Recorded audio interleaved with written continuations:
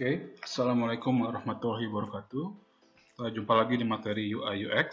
Ya, ini pertemuan ke-5 ya, kalau tidak salah ya. Kali ini kita akan mencoba menggunakan Adobe XD. Ya, ini adalah salah satu aplikasi yang bisa digunakan untuk membuat prototype. Ya, selain yang materi kemarin Figma ya. Jadi intinya sama saja, hanya nanti kira-kira teman-teman lebih menyukai aplikasi mana yang lebih mudah untuk membuat suatu prototype aplikasi ya. Nah, untuk pertama kita install dulu si Adobe XD-nya. Ini sudah saya kasih linknya, nanti tinggal di-download saja. Kita install ya, dibuka filenya.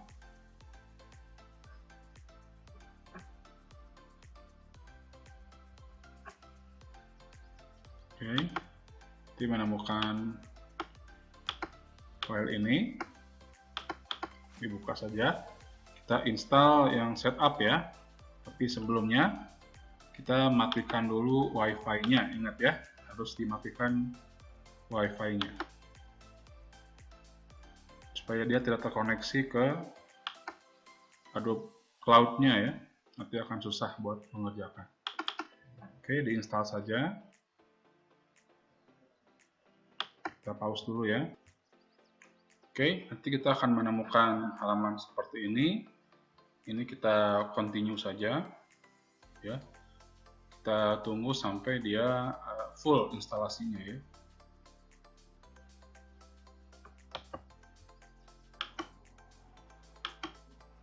Oke, kalau sudah terinstall bisa kita buka ya Adobe XD-nya.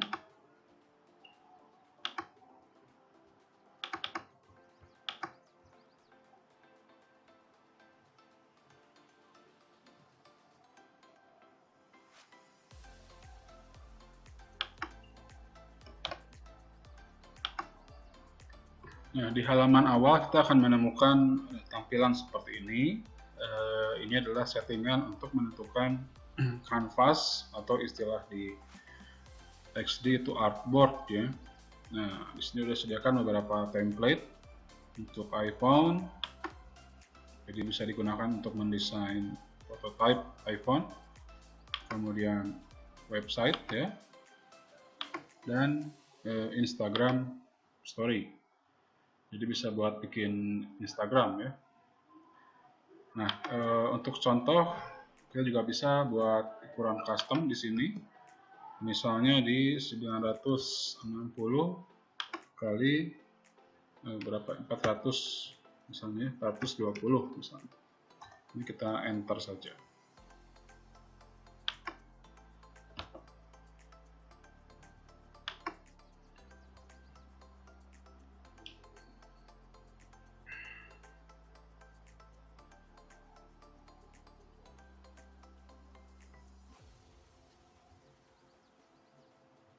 Nanti kita akan menemukan tampilan seperti ini ya, ukuran dari kanvasnya seperti ini ya.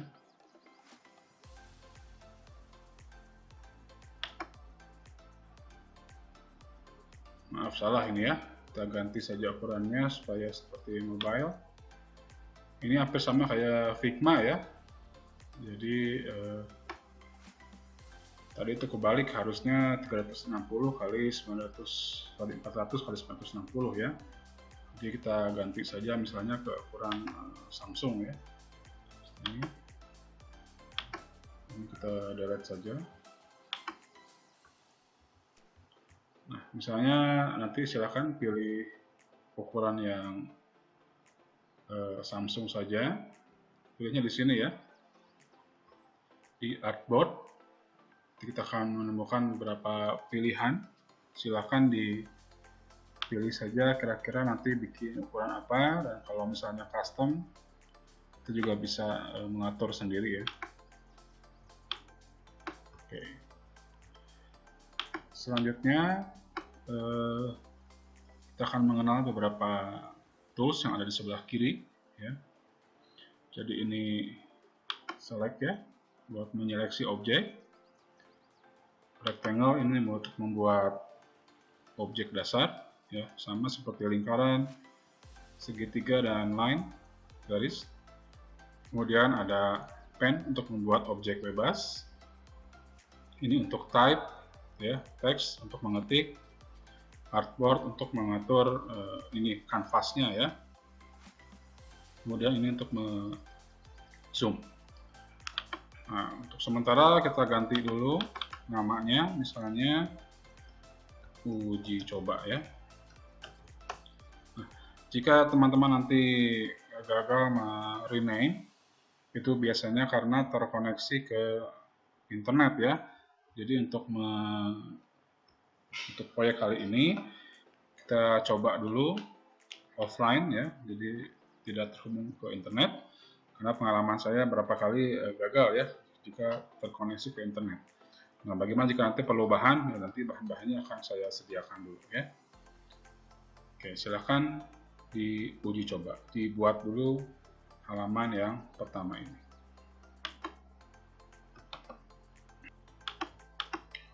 Oke, selanjutnya kita akan coba memodifikasi si halamannya. Kita coba klik di halaman ini, di kanvasnya. Nah, di sebelah kanan ini ada beberapa properties, ya, yang bisa kita adjust, ya. Pertama adalah misalnya untuk warna background, ya. Jadi kita bisa ganti warna backgroundnya di sini, di fill. Ini defaultnya warna putih. Kita bisa ganti misalnya ke warna misalnya abu-abu, ya, atau putih agak ketuaan misalnya.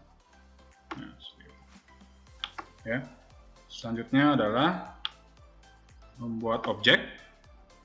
Misalnya kita bikin rectangle segi 4, ya. Ini kalau teman-teman sudah pernah menggunakan Figma, sebenarnya tidak akan terlalu sulit buat menggunakan Adobe XD, karena secara tools, ya, ini hanya ada perbedaan beberapa saja.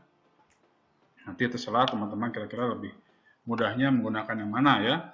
Jadi kalau offline bisa menggunakan XD, tapi kalau online bisa menggunakan Figma.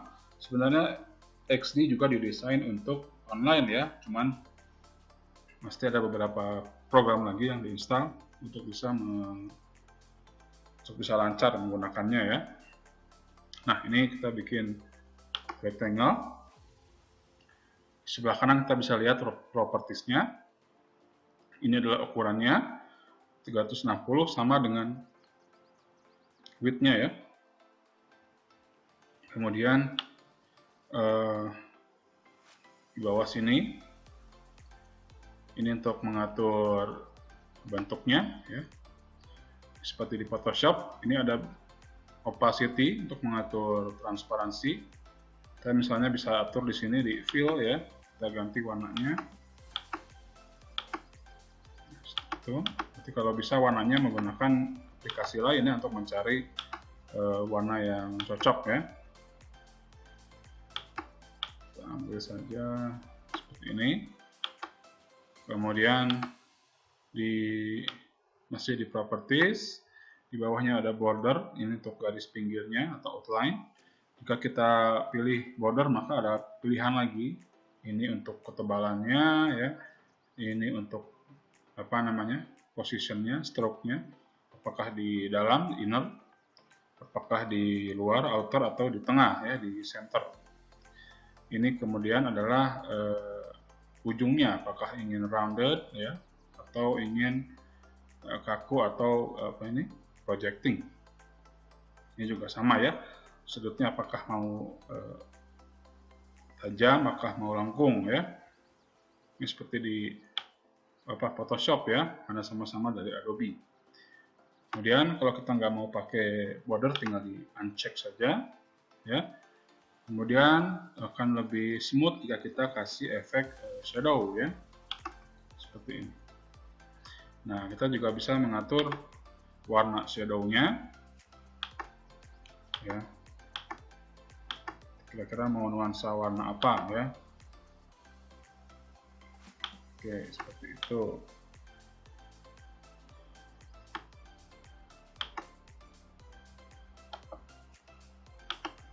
Nah, Seperti tadi sudah saya jelaskan, di sini ada opacity. Kita bisa coba untuk mengatur opacity-nya atau transparansinya ya.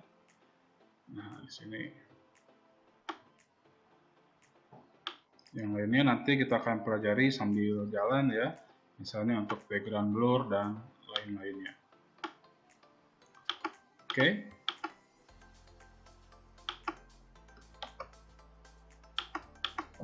Oke, selanjutnya sedikit lagi, jika ingin membuat objek yang lengkung ya, kita bisa tekan di sini. Jadi di bawah blend mode ini ada radius ya. Kita bisa pilih ini untuk mengatur semua sudutnya ya, yang sebelah kirinya misalnya di angka 20 misalnya ya. Kita bisa lihat di sini dia akan lengkung. Tapi kalau ingin beberapa sudut saja yang kita lengkungkan atau berbeda-beda tiap sudutnya, maka kita pilih yang different ya. Yang ini maka akan muncul 4 sudut.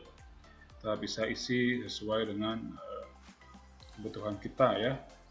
Jadi bisa ada yang lancip, bisa ada yang lengkung ya. Kemudian tadi saya lupa, jika ingin bikin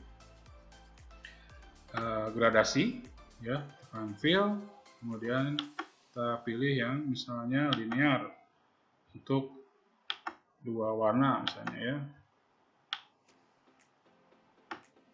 Nah, seperti itu.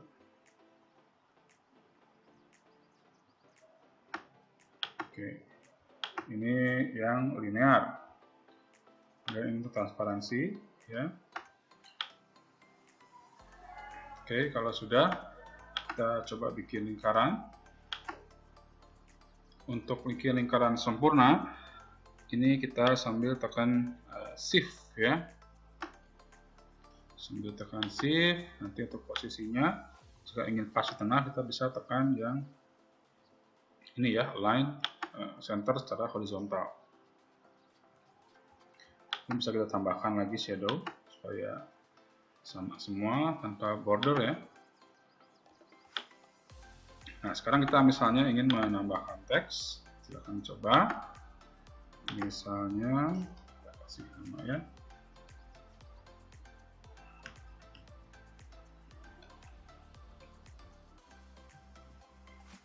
Oke, ini untuk teks. Kita bisa pilih di sini untuk jenis fontsnya.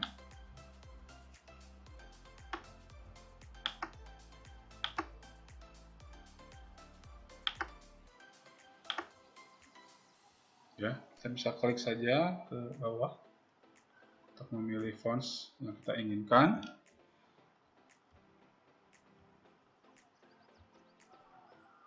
Oke, kemudian ini untuk ukurannya ya. Nah, di bawah sini untuk warnanya ya.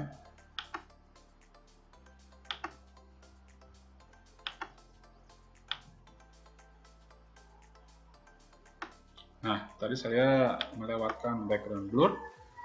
Ini gunanya seperti namanya untuk membuat transparansi ya, atau blur apa istilahnya ya. Blur itu tidak jelas ya. Misalnya di objek blur, nah, nanti kita bisa atur ingin seberapa jelas si objeknya ya. Tapi sementara tidak kita butuhkan, jadi cukup kita kasih efek shadow. Oke,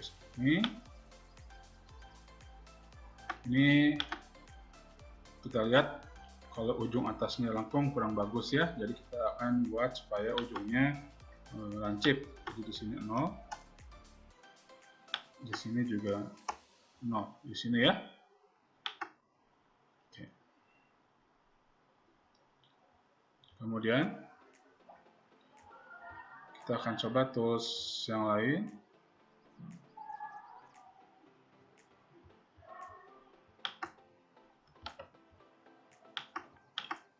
Iya, untuk mengatur zoom, teman-teman bisa menggunakan Alt ya, sambil menggeser roll di mouse-nya. Kalau menggunakan laptop memang agak susah ya. Tapi teman-teman kalau misalnya sudah kehilangan arah seperti ini, kita bisa klik di atas, di kiri kanan atas. Misalnya ingin kembali, kita berarti tinggal pencet zoom to fit all ya, seperti ini. Untuk dia kembali ke pusat, ya, ke pusat layar.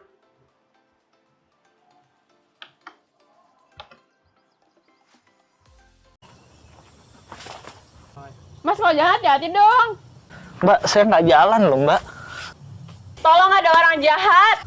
Ada apa ini? Jadi gini, tadi dia... Oh, udah pojok! Ya, aku suka deh sama orang yang kuat. Iya, aku juga suka sama cewek yang bisa ngebela dirinya sendiri. Yuk, jalan. Ini dia gimana? Kamu milih dia dibanding aku. Bukan. Aku nggak mau diselingkuhin sebelum kita jadian. Maafin aku. Ini gimana? Ini semua gara-gara lo ya. Mas, kenapa, Mas? Diam, aku Spiderman. Widih. Asik kayak dapat baju.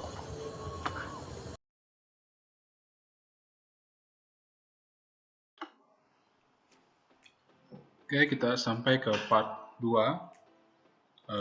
Ini seperti terlalu besar ya filenya ya. Kita akan coba lagi penggunaan teks ya. Misalnya kita mulai mengetik satu kalimat, menu misalnya ya, menu aplikasiku misalnya ya. Nah, untuk memindah-mindahkan teks seperti kita ketahui menggunakan select ya. Dan di sebelah kanan kita lihat propertiesnya. Ini tadi untuk jenis fonts, ini ukuran, ini stylenya, regular atau bold atau apa ya.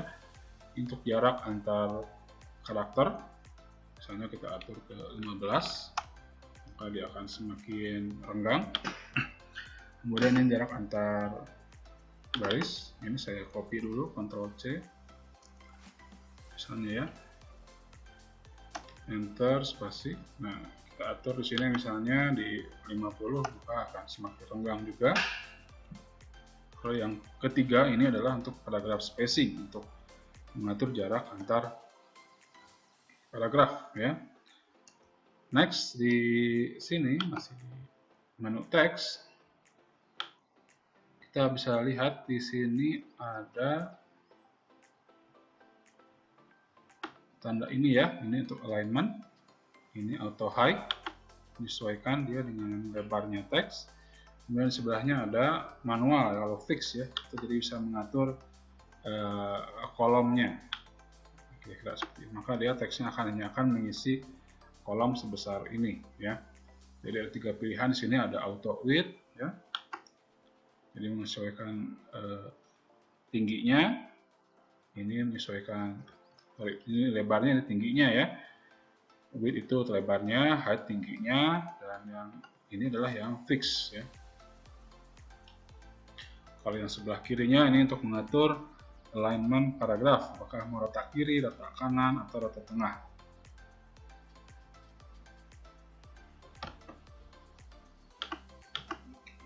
Oke, selanjutnya kita akan coba membuat objek bebas menggunakan pen ya. Jadi untuk pen ini kalau biasa di Photoshop, maka akan bisa menggunakannya ya. Kita bikinnya abstrak saja, misalnya seperti ini. Nah, nanti sifatnya akan sama seperti objek lain ya, baik dari segi fill, border, dan lain-lainnya. Nah, kita coba akan menggunakan klik kanan, misalnya coba klik kanan ya, maka akan muncul beberapa option di sini. Nah, misalnya kita ingin membuat suatu objek ini supaya tidak gerak-gerak ya, maka kita bisa menggunakan lock ya. Maka kalau sudah di lock, dia tidak bisa dipindah-pindah ya. Untuk dibuka kembali kita unlock saja. Kemudian ini yang lainnya sama ya, copy, cut, dan paste ini sama saja dengan fungsi biasa. Kemudian jika ingin mengelompokkan beberapa objek sekaligus, ya, misalnya ketiganya ya, 3 objek ini kita bisa langsung gunakan Ctrl G aja ya, atau klik kanan grup ya. Jika sudah, tinggal di Ctrl Shift G saja ya.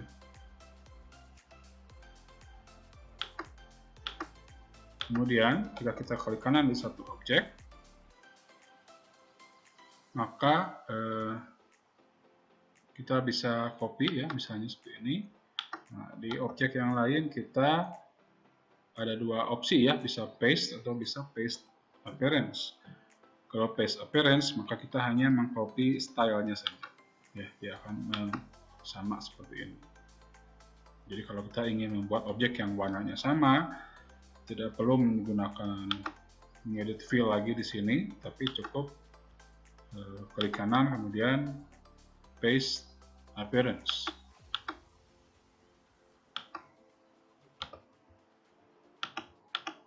Oke, selanjutnya kita lihat yang sebelah kiri bawah. Di ada beberapa bagian ya, ada plugin. Kalau kita ingin menambahkan seperti di Figma ya, plugin yang biasa kita gunakan, tapi sementara karena offline belum bisa ya. Kemudian layers, ini sama seperti Figma juga. Ini saja kalau di sini disembunyikan. Kalau kita klik artboard-nya, maka akan muncul bagian-bagiannya ya. Di dalamnya ada pad ya, ada teks, ada ellipse dan ada rectangle. Kita bisa kembalikan ya. Jadi tinggal di double klik atau dikembalikan ya. Selanjutnya di sebelah atas ada libraries.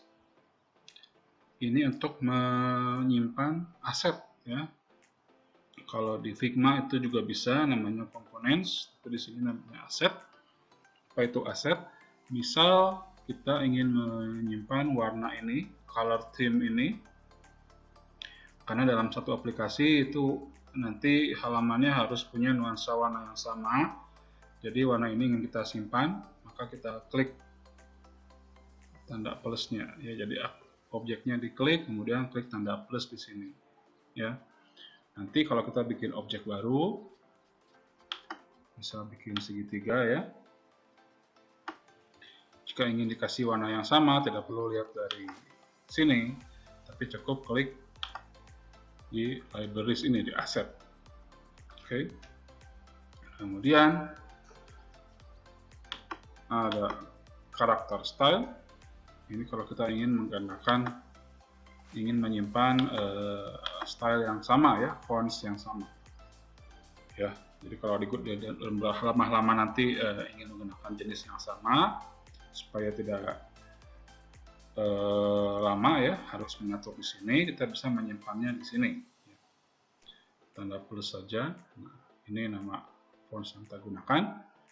Misalnya kita ngetik lagi ya,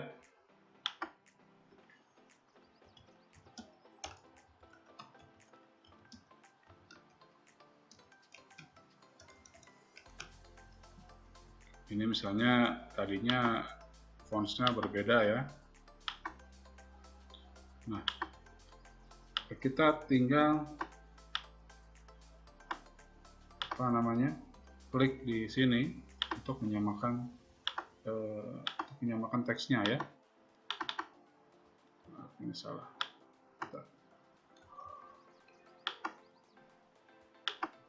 Nah, seperti itu ya.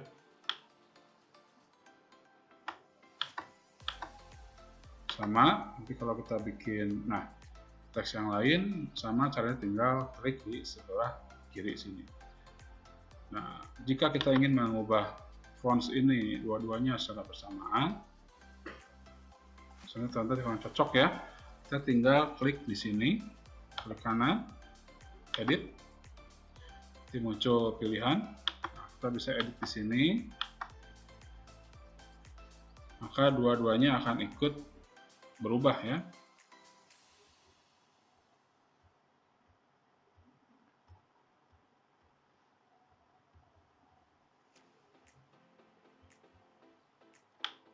Oke.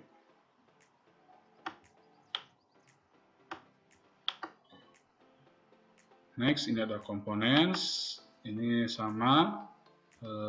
Jika kita ingin, kalau kita punya objek atau kira-kira shape yang akan digunakan terus, ya, misalnya tanda play, ya.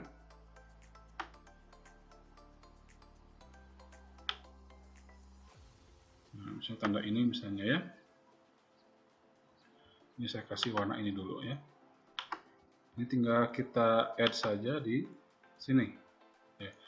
Kalau kita ingin menggandakan, tinggal di drag saja dari sini. Ya.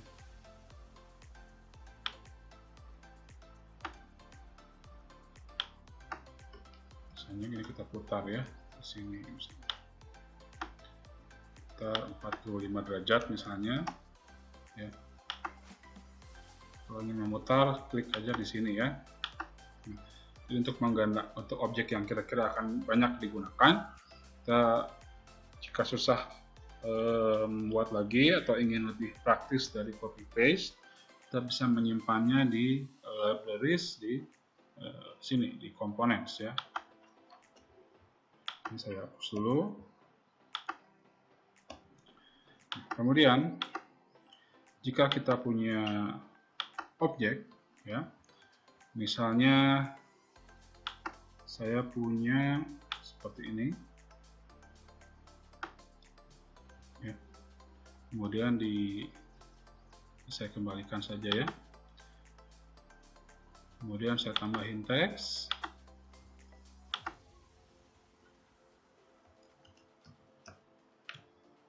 seperti itu misalnya.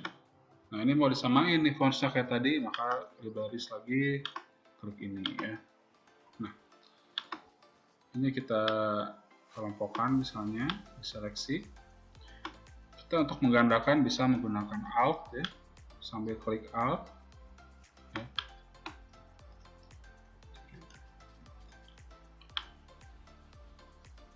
Itu Ctrl D, ya. Ctrl D. Nah, tapi resikonya ini jaraknya nanti bisa jadi tidak sama, ya, tidak konsisten. Untuk lebih mudahnya, kita bisa menggunakan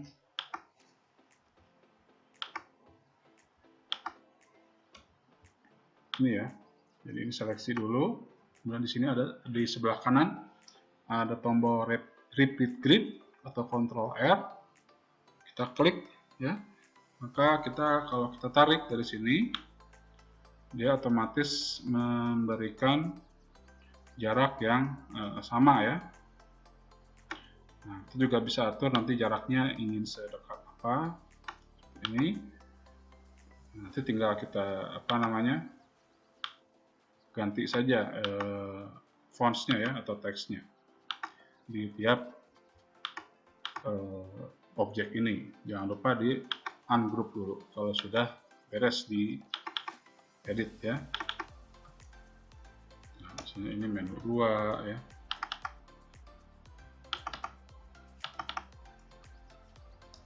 Menu 3 dan sebagainya.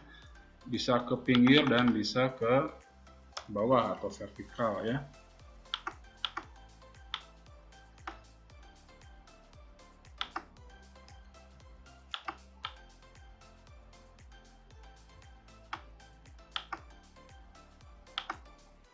Oke, seperti itu.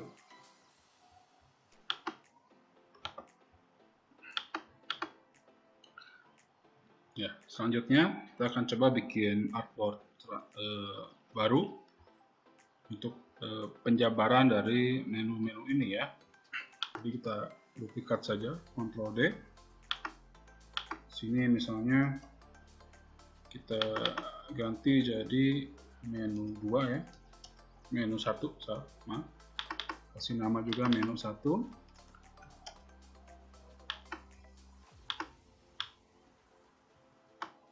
Oke. Misalnya di sini nanti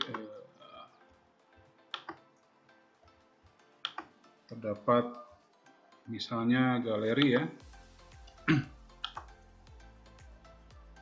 Kita bikin saja, bikin kotak pakai shift ya. Kemudian kita repeat grid supaya mudah menggambarkan ke kanan, kemudian ke bawah. Itu.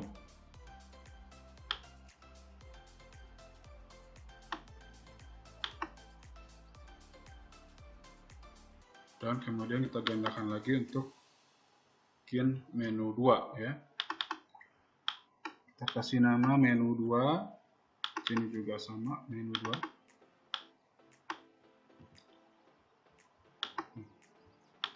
Jadi kalau kita klik nantinya, kalau kita klik menu 1 dia akan menuju ke halaman menu 1. Kalau kita klik menu 2 akan menuju ke halaman menu 2 ya. Supaya ini agak berbeda, kita ganti saja misalnya dengan gambar lain ya. Misalnya kita bikin satu kotak lagi misalnya seperti ini.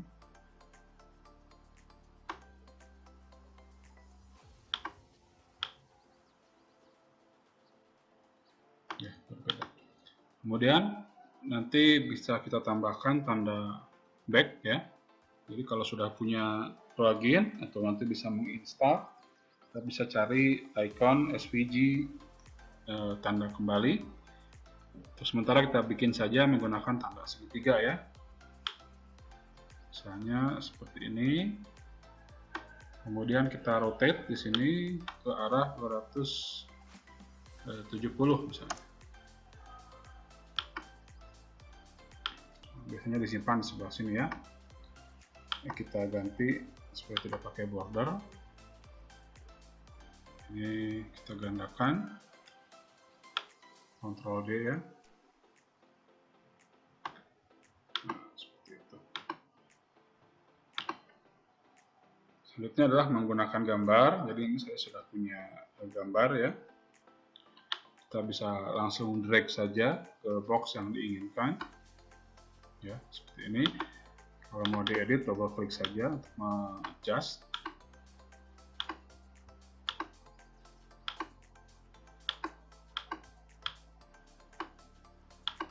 Ya. Nah, kalau misalnya ingin masukin gambar ke suatu icon, suatu shape ya, misalnya seperti ini. Nanti gambarnya bebas ya. Misalnya ke sini cukup kita klik dua-duanya, pakai Ctrl atau pakai Shift, kemudian klik kanan, kemudian mask with shape ya. Salah. Ya, klik kanan, mask with shape. Ya. Posisinya harus sama ya. Oke. Jadi bisa langsung di drag ke shape-nya atau menggunakan cara manual seperti tadi. Nah, kemudian bagaimana cara melihat kerja dari aplikasinya? Kita klik di sini prototype ya. Nah, ini kita sambungkan misalnya, dan kalau kita klik menu 1, maka dia akan menuju ke halaman menu 1 ya. Kalau menu 2, maka diarahkan ke halaman menu 2. Tapi kalau back, ini kembali ke menu. Sama, tanda back di sini kita arahkan kembali ke menu ya. Nah, sekarang kita lihat bagaimana aplikasinya di sini di atas kanan, desktop preview.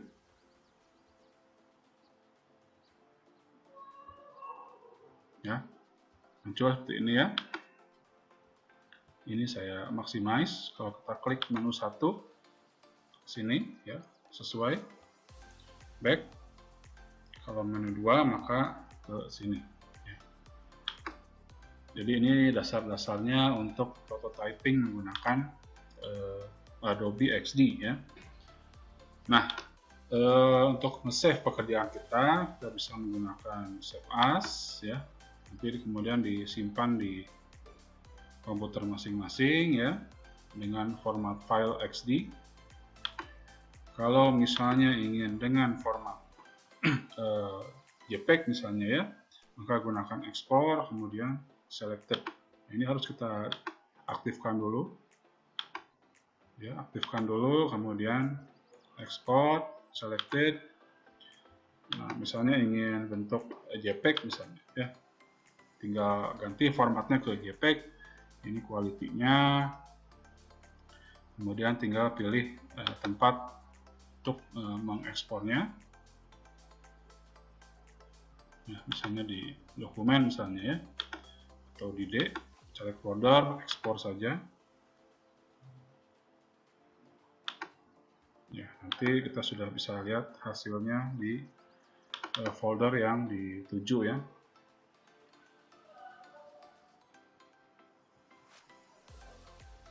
Loadingnya agak lama nih karena besar file.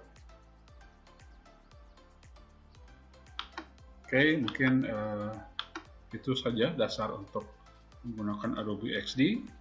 Nanti dalam pertemuan selanjutnya teman-teman akan diminta untuk membuat suatu prototype ya, tapi berkelompok, yang kemudian akan dipresentasikan ya. Nah, teknisnya nanti akan saya kabari dalam pertemuan selanjutnya ya. Jadi cukup sekian untuk pertemuan kali ini. Terima kasih atas perhatiannya. Assalamualaikum warahmatullahi wabarakatuh.